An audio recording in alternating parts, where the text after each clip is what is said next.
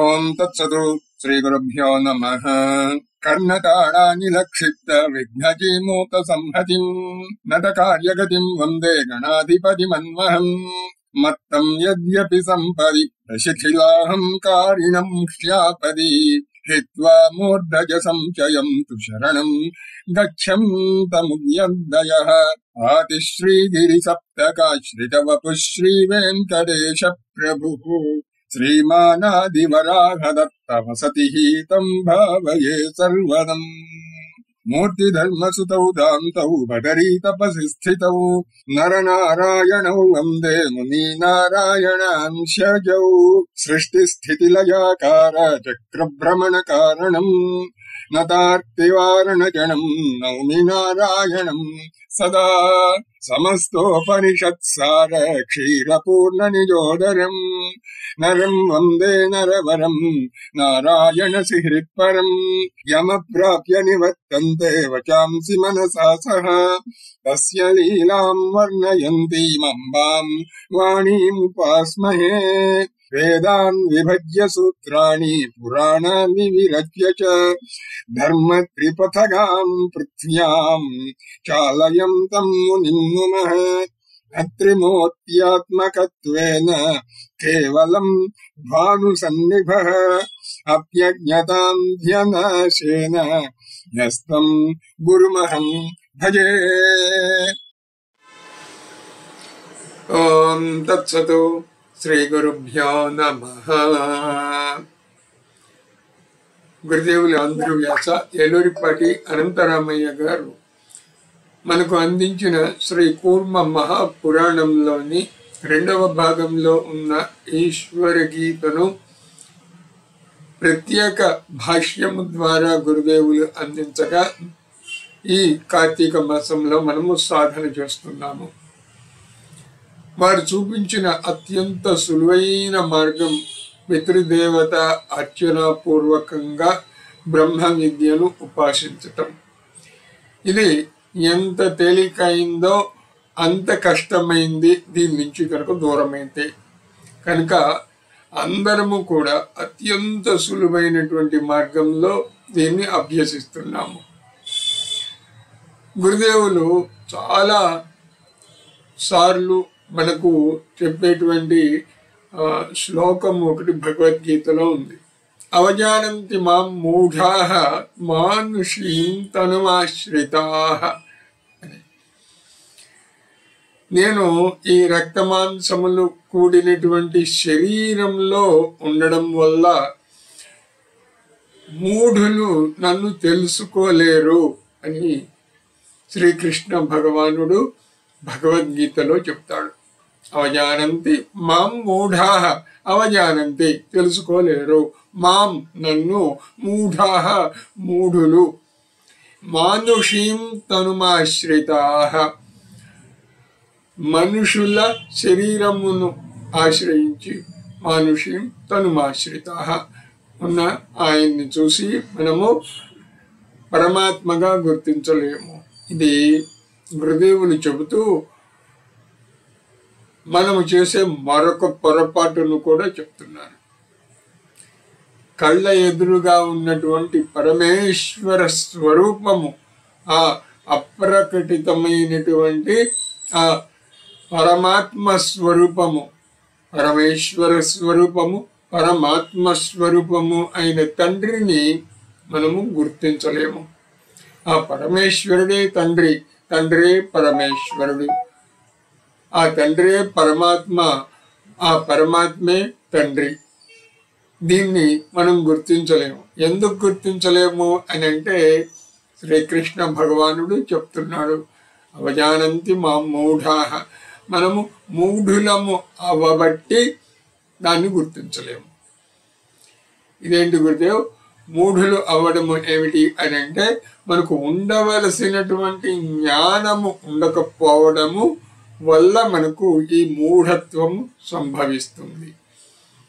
ఏం జ్ఞానం ఉండాలి అనేటువంటిది ఇప్పుడు చెప్పబోతున్నాడు. ఏమని తెలుసుకోవాలి తండ్రిని అనేటువంటిది ఇప్పుడు తెలుసుకోబోతున్నాడు. తండ్రి మనకు మళ్ళీ మన ఎదుటిగా ఉండడము, మనతో పాటు భోజనం చేయడము, మనతో పాటు నిద్రించడము, మనతో పాటు ఆఫీస్కి వెళ్ళడము, మళ్ళీ వస్తూ ఉండడము, నవ్వుతూ ఉండడము, మనతో సినిమాలు షికార్లకు వస్తూ ఉండడము, ఇవన్నీ చేస్తూ ఉండడం వల్ల మనము తండ్రిలో ఉన్నటువంటి పరమాత్మను మనం గుర్తించలేము. గుర్తించకపోవడమే కాకుండా ఈ మూఢత్వము పశుత్వంలోకి వెళ్ళిపోతే అవమానించడము, కక్ష కట్టడము, కార్పణ్యములు, దెబ్బలాడుతూ ఉండడము, ఇలాంటివన్నీ కూడా తండ్రితోటి చేసేటువంటి వాళ్ళు ఉన్నారు.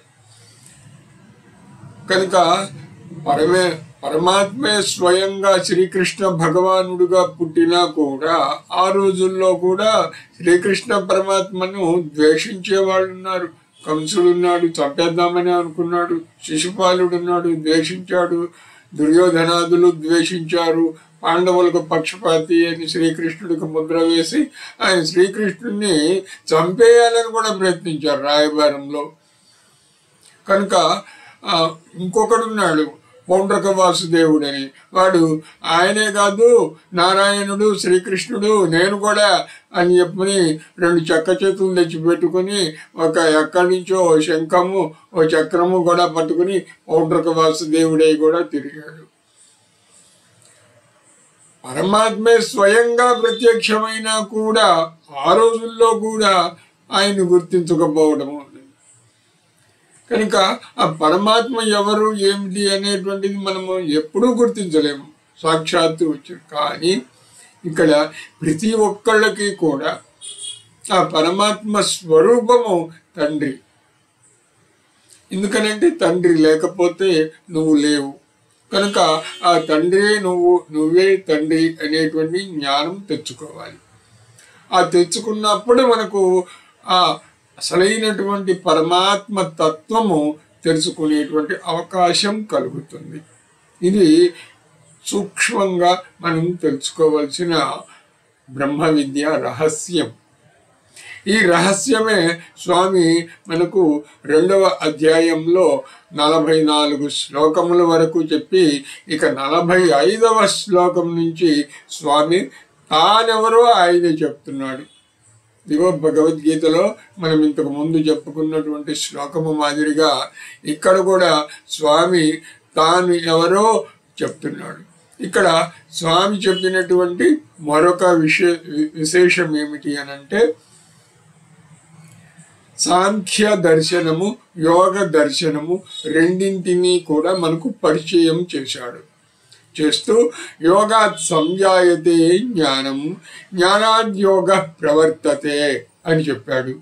అయినా నువ్వు యోగము ద్వారా ప్రారంభించిన జ్ఞానంలోనికి నీకు జ్ఞానము సిద్ధిస్తుంది. అలాగే జ్ఞానం నుంచి ప్రారంభించిన నీ సాధనను యోగము కూడా సిద్ధిస్తుంది. ఇవి 2 పరస్పర విరుద్ధమైనటువంటివి కాదు, పరస్పర పూరకమైనవి. ఇవి 2 మ్యూచువల్లీ ఎక్స్క్లూజివ్ కాదు, mutually complementary to each other అని పరమాత్మ మనకు చెప్పాడు. కనుక ఇక్కడ ఉన్నటువంటి 45వ శ్లోకంలో స్వామి మనకు ప్రత్యేకంగా ఇక్కడి నుంచి 3-4 శ్లోకాల్లో తాను ఎవరో చెప్తున్నాడు. ఈ 3 శ్లోకములో కూడా మీరు నోట్స్ రాసుకోమని చెప్పాను. ఆ నోట్స్ రాసుకుంటే కనుక ఈ 3 శ్లోకాల్లో స్వామి తాను ఎవరో చెప్తున్నాడు కనుక ఈ భావములైనా రాసుకోండి. ఏష ఆత్మాహమవ్యక్తో, ఏష ఆత్మా అహం అవ్యక్తో మాయావి పరమేశ్వరః. ఏషమాత్మాహమవ్యక్తో మాయావి పరమేశ్వరః. కీర్తితః సర్వవేదేషు సర్వాత్మ సర్వతో ముఖః. సర్వ వేదాలలోనూ సర్వాత్ముడు, సర్వతో ముఖుడు, మాయావి, అవ్యక్తుడు అని చెప్తున్నటువంటి ఆ పరమేశ్వరుడు నేనే అని ఆ ఈశ్వర గీతలో స్వామి చెప్తున్నాడు. అంటే మహేశ్వరుడు ఎవరు, ఆ పరమేశ్వరుడు ఎవరు?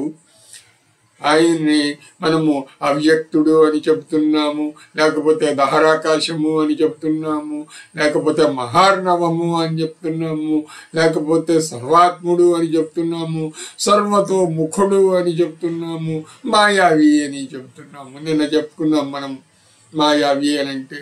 ఇదిగో మీరు ఏ పేర్లతో చెప్పినా సరే ఇక్కడ ఉన్నటువంటి అది ఆ ఆత్మస్వరూపము నేనే సాధించవలసింది. ఎందుకని మనం సాధించవలసింది దేన్ని? ఇదిగో నన్ను సాధించు అని ఆయన చెప్పాడు కనుక ఇప్పుడు తానెవరో చెప్తున్నాడు. అది చెప్తున్నాడమ్మా. కీర్తిత సర్వవేదేషు సర్వాత్మ సర్వతోముఖ. స్వామి మనకు చెప్తున్నట్టు ఏమేమి పేర్లు చెప్పాడు?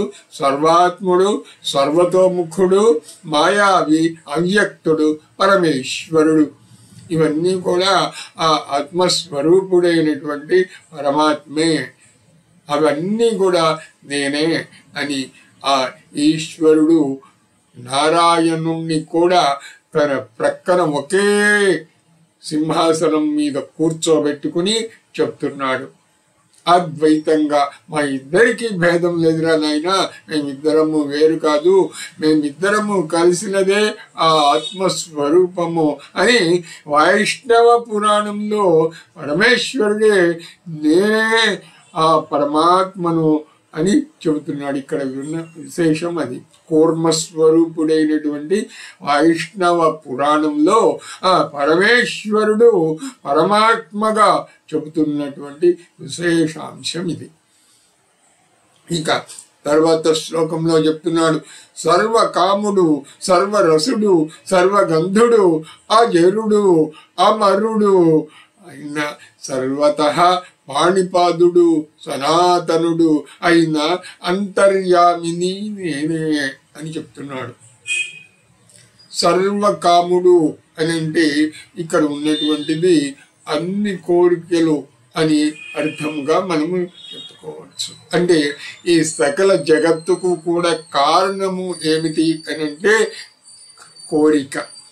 ఆ కోరిక వల్లనే ఇది మొత్తం ప్రపంచం కూడా బండి అనేటువంటిది, చక్రము అనేటువంటిది చోదితం అవుతోంది, కదులుతోంది. కానీ వీటి అన్నింటికీ ఉన్నటువంటి ఆ సర్వకాముడు ఆయనే. అన్నింటి కారణం ఈ కామములు అన్నింటికి, ఈ కోరికలు అన్నింటికి, అన్ని రకమైనటువంటి కోరికలకు కారణభూతుడు ఆయనే. సర్వరసుడు, ఆదత్తే రసాన్ అని అంటారు. కనుక ఈ రసములన్నింటికి కూడా అధిపతి ఎవరు అని అంటే మళ్ళీ స్వామి చెప్పాడు, ఆదత్తే రసాన్. ఆ పరమేశ్వరుడు, ఆ సూర్యుడు, సూర్య భగవానుడు అని చెప్పాడు కదా, మన కళ్ళకు కనిపిస్తూ ఉన్నటువంటిది. కనుక సర్వరసుడు, రసో వై సహా అని చెప్పని అంటాం మనం. ఆయన ఏది ఉంటే నా రసం తీసేశారా అని అంటాం. అంటే బాగా పిండేయటం, చెరుకు పిప్పిని చేసినట్టుగా రసం తీసేస్తే చెరుకు పిప్పి ఉంటుంది కదా. కనుక ఏది ఉంటే అది ఉంటుందో అది రసము అన్నమాట. ఆ సర్వరసుడు అని చెప్పనంటే ఆ పరమాత్మ అన్నమాట. ఆదిత్య జలముల నుంచి ఆదిత్యుడు రసముల రూపంలో ఆయన నీటిని గ్రహించి మనకు మేఘములు సృష్టిస్తాడు. మేఘముల నుంచి, మేఘముల్లో ఏముంటుంది? జలమే ఆ పొగ రూపంలో ఉంటుంది. అది మళ్ళీ ఘనీభవించి వర్షముల రూపంలో క్రిందికి వచ్చేస్తుంది. అప్పుడు మేఘములు ఉండవు. మళ్ళీ వర్షములు భూమిలోనికి ఇంకిపోయిన తర్వాత ఆ నీరు ఉండదు. మళ్ళీ ఆ భూమిలో నుంచి విత్తనములు మొలకెత్తిన తర్వాత ఇక్కడ నీరు ఉండదు. విత్తనముల నుంచి ఆ మొక్కల్లో బీజములు వచ్చిన తర్వాత అక్కడ విత్తనము ఉండదు, బీజము ఉండదు. ఆ గింజల రూపంలో వచ్చినటువంటి ఆ కంకుల మీద వచ్చినటువంటి ఆ ధాన్యములు అన్నీ కూడా మనము తిన్న తర్వాత ధాన్యములు ఉండవు. మనము తిన్నటువంటి ఈ బియ్యము, గోధుమలు ఇత్యాదులు శరీరంలోనికి, మాంసములోనికి, రక్తములోనికి, చర్మములోనికి, రజ్జు అంటాం కదా, ఎముకల మజ్జు అని అంటాం కదా, దాన్ని మూలుగా వీటిలన్నింటిలోకి అవి వెళ్ళిపోయిన తర్వాత ఈ అన్నరసము ఉండదు. ఈ వివిధ ధాతువులుగా శరీరంలోనికి వెళ్ళినటువంటిది వీర్యముగా వస్తుంది. ఆ వీర్యముగా వచ్చినటువంటిది వెళ్ళిన తర్వాత ఈ అన్నరసం ఉండదు. ఈ వీర్యము మళ్ళీ శుక్రము, శోణితము ఇత్యాదులుగా వాటిల్లో ఉన్నటువంటి అండముతోటి కలిసినప్పుడు ఈ వీర్యకణము పిండము ఏర్పడుతుంది.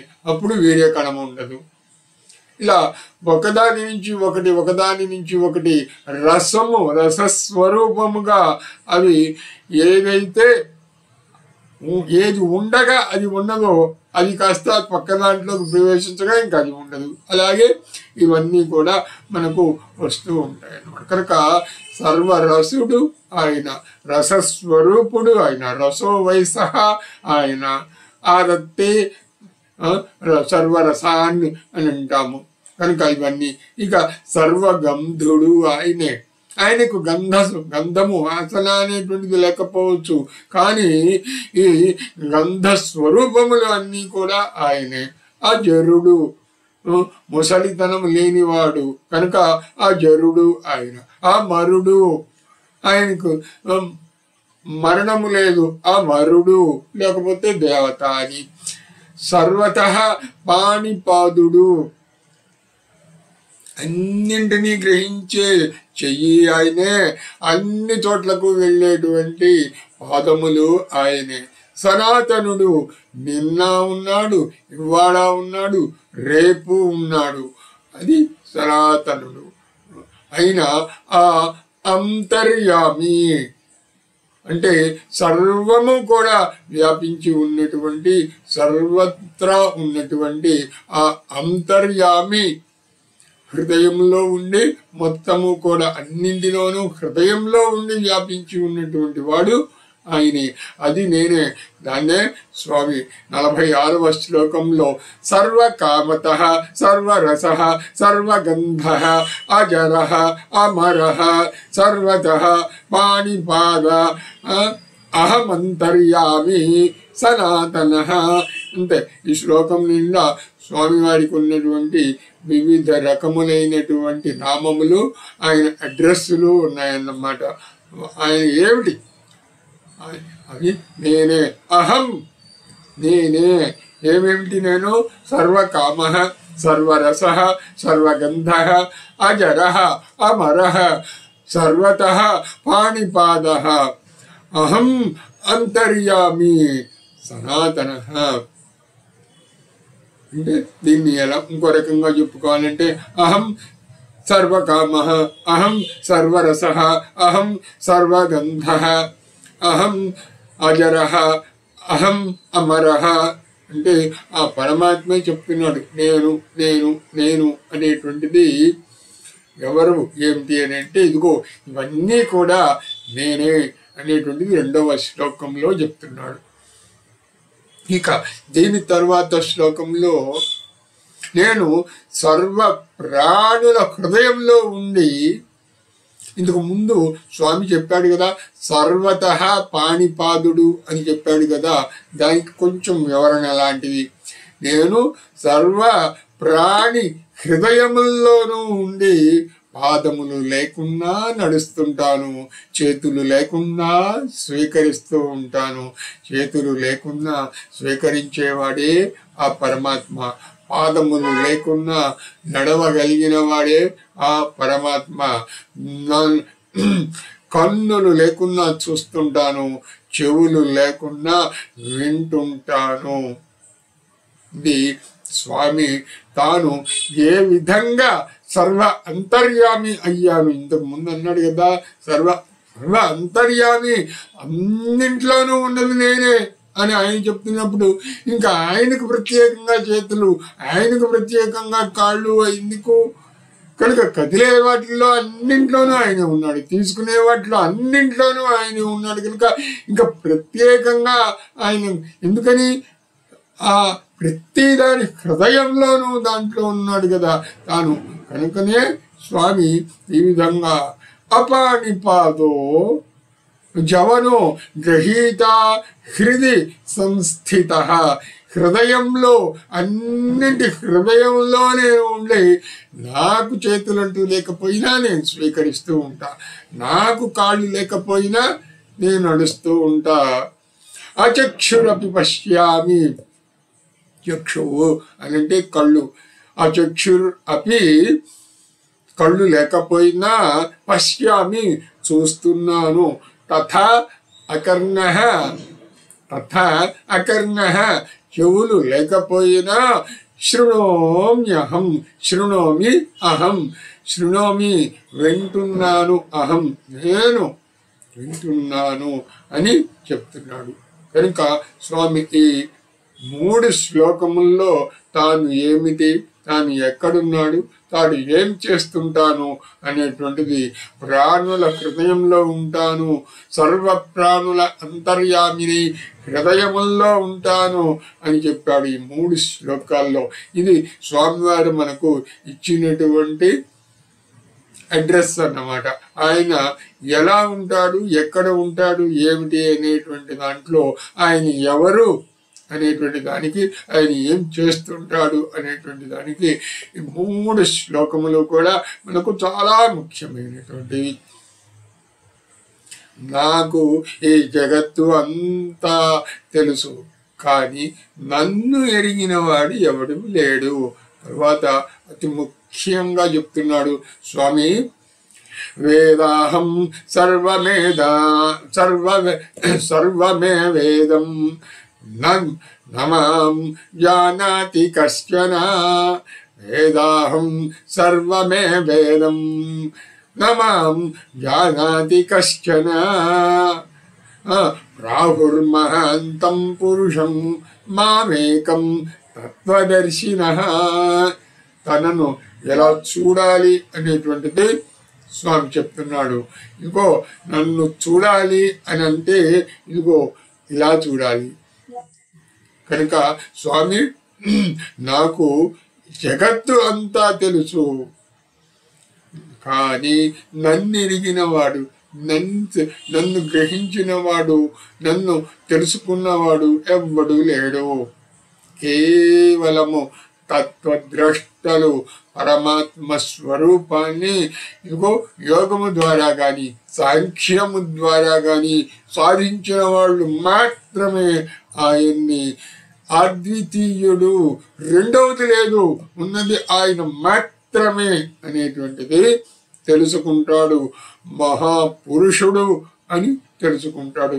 ఆయనే మహాపురుషుడు, ఆయనే పరమేశ్వరుడు అని తెలుసుకుంటారు.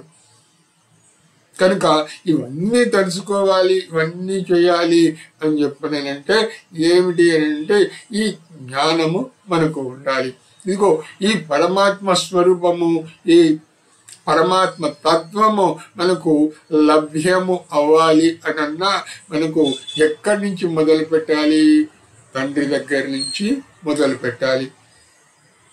ఇప్పుడు చెప్పుకుంటున్నవి అన్ని లక్షణములు కూడా ఈ పితృదేవతకు మనకు వర్తిస్తాయి. కనుక వీటిని మీరు చేయవలసిన సాధన ఏమిటి అని అంటే ఇదిగో ఇది పరమాత్మ చెప్పినటువంటి ఈ లక్షణములు అన్నీ ఉన్నాయా లేవా తండ్రికి అనే. ఎస్, చూడండి, మీరు ఈ శరీరమే మొత్తము, ఇంతకుముందు మనం చాలాసార్లు చెప్పుకున్నాము, ఒక వీర్య కణము ఒక అండము అనేటువంటిది కలిసి పిండముగా ఏర్పడిన ఆ ప్రతి శరీరంలోనూ ఉన్నటువంటి కణములే అని, ఆ కణములు అన్నీ కూడా తండ్రి నుంచి వచ్చినటువంటి జన్యువులు జీన్స్ ద్వారా వచ్చాయని. కనుక what is body without the father? So he is dwelling in the entire our body as an omnipotent, omniscient. కనుక స్వామి అనేటువంటి వాడు మనకు అర్థం అవ్వాలి అని అంటే ముందుగా తండ్రి తత్వాన్ని తెలుసుకోవాలి. ఇది తెలుసుకున్నప్పుడు మనకు తండ్రి అనేటువంటిది తెలిస్తే మీరు అనేటువంటిది తెలుస్తుంది, మీకు పుట్టే కుమారుడు అనేటువంటిది తెలుస్తుంది. అప్పుడు మీరు ఈ తుచ్చమైనటువంటి వాటిల్లో, ఈ ప్రాపంచికమైన వాటిల్లో పడిపోకుండా ఆసీనత వస్తుందన్నమాట. ఉదాసీనత అంటే పైన కూర్చోవడం జరుగుతుంది. మిమ్మల్ని మామూలు కామక్రోధములు, లోభములు ఇత్యాదులు ఏవి కూడా కాటువేయలేని పెద్ద ఎత్తైనటువంటి స్థానములో మీరు ఉండగలుగుతారు. అది లేకపోతే ఏమవుతుంది? తండ్రితోటి గొడవపడా, కొడుకుతోటి గొడవపడా, పెళ్ళాంతోటి గొడవపడా, కూతురుతోటి గొడవపడా, అల్లుడితోటి, కోడలతోటి, మనవాళ్లతోటి కూడా గొడవపడా. ఎందుకని? అసలు వాళ్ళందరూ ఎవరు అనేటువంటి జ్ఞానాన్ని మీరు వదిలేశారు. ఎందుకని ఈ సృష్టి ఇలా కొనసాగుతోంది? ఎక్కడి నుంచి వచ్చాము, ఎక్కడికి వెళుతోంది ఈ తీగ? సంసారము అనేటువంటి తీగ అనేటువంటిది మనకు తెలవకపోతే, దాన్ని మనం గుర్తించుకోకపోతే మనకు వచ్చేటువంటి నష్టము ఇదే. కనుకనే ప్రజాతంతుం మాం వ్యవచ్ఛేత్సి అని అంటుంది వేదం. అంటే ఏంటి? అరే నాయన, నీకు చెప్పాల్సిన విద్యనంతా చెప్పేశాను, నువ్వు ఈ ప్రజాతంతువు సంసార తీగను కట్ చేయకు, దీన్ని ముందుకు తీసుకుని వెళ్ళు అని చెప్తోంది. కానీ మనమేం చేస్తున్నాము? దాన్ని మనలోనే, మన దగ్గరే తుంచేస్తున్నాము. పిల్లలు పుడితే పుట్టవచ్చు గాక, వాళ్ళకి మనవాళ్ళు పుడితే పుట్టవచ్చు కాక, కానీ ఎందుకని సంసారాలు, వంశాలు, కులాలు నాశనం అయిపోతున్నాయి అని అంటే దానికి కారణము పితృదేవతా వ్యవస్థలో మనకు ఉండవలసిన జ్ఞానం పోవడం. తండ్రి అనేటువంటి వాడు ఎవరు, తాత అనేటువంటి వాడు ఎవరు అనేటువంటివి మనం వదిలేసేసి ఈ శరీరమే నేను, ఈ కులమే నేను, ఈ మతమే నేను, ఇంకొకటి లేకపోతే ఈ ప్రాంతమే నేను, ఇంకొకటి అని ఆ ఒక చిన్న మురగ్గుంట, దానికంటే పెద్ద మురగ్గుంట, ఇలా ఒక్క మురగ్గుంట కన్నా ఇంకొక పెద్ద మురగ్గుంట అని చెప్పని వాటిల్లోనే మనము క్రిముల్లాగా బతుకుతున్నాం.